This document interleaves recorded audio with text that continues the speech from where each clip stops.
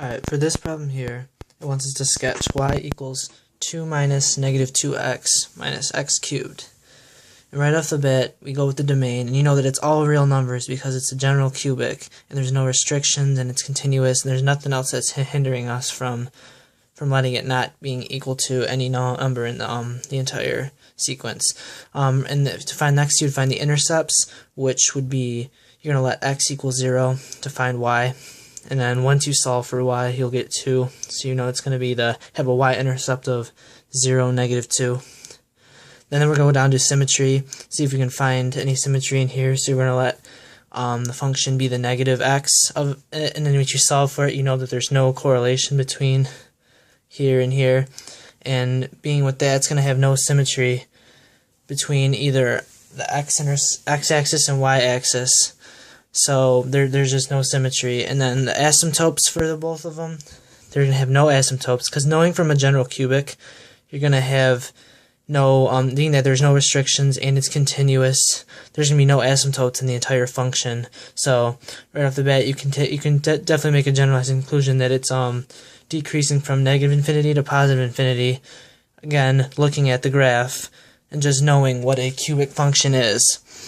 Then you're going to go over and we're going to find the f prime of x, and that's going to be negative 3x squared minus 2.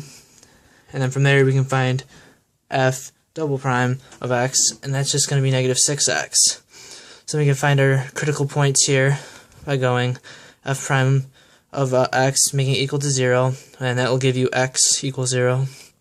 And over here for does not exist, everything exists in here, knowing that we had all real numbers, and just going back to the stuff earlier, it's going to exist everywhere. So now we can find where it's increasing and decreasing, or our concavities. So you'll have our two factors here, and being that x is 0 is that critical point, you know that negative 6 is going to be negative everywhere here, and then x at negative 1 will be negative, and x at positive 1 will be positive. So given that, with our f double prime will give us a positive, with two negatives will give us a positive, which will make it the graph go up, the f prime of the graph go up, and then it'll give you a concave up for the general function. And then the other side, you'll have a negative and a positive, which will make the f double prime negative, and causing the f prime to go down, which will give you a concave down. So over here you have the concave up from negative infinity to 0, shown over here, and then concave down from 0 to positive infinity, shown here. And then knowing that these two concavities are switching, the concave up, concave down, you know that the y-intercept 0, 2 is your point of inflection.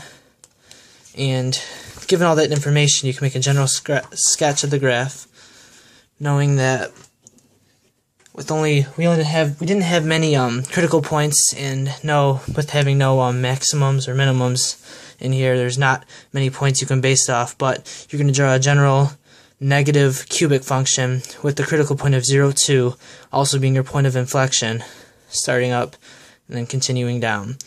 And that's knowing that there's concave up here, concave down here, and yeah, it's a pretty basic function, but that's how it works.